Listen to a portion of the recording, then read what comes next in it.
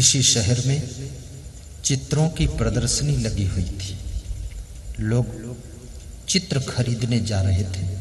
बड़ी भीड़ थी। चित्रों को लोग देखते थे। कोई आदमी अपने मित्र के साथ में चित्र खरीदने गया तो उसका मित्र थोड़ा उदंड स्वभाव का था। उसने दुकान के मालिक से कहा कि सब बात तो समझ में आ गई, लेकिन एक बात समझ में नहीं आती है, इतने बदसूरत आदमी का चित्र दुकान में लगाकर क्यों बेच रहे हो? तो दुकानदार ने कहा, माफ कीजिएगा, ये जिस चित्र को तुम देख रहे हो ये चित्र नहीं है, ये दर्पण है।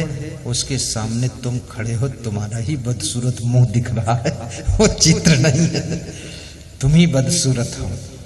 उसने कहा, अरे मैं ऐसा हूं? मैं तो अभी तक ठीक से देखा ही नहीं, मैं इतना बदसूरत हूं?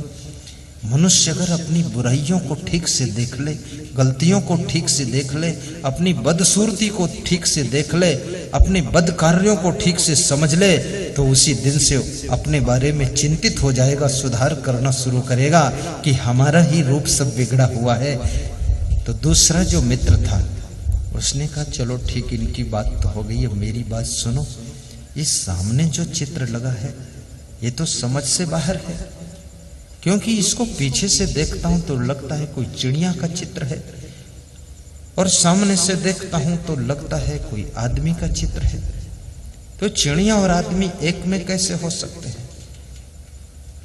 तो चित्र की प्रदर्शनी का मालिक कहता है, ये न चिड़िया का चित्र है न आदमी का चित्र है, ये अवसर का चित्र है, समय का चित्र है।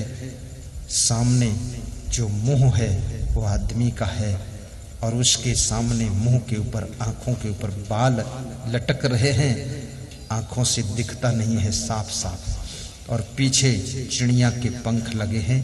ये अवसर का चित्र है।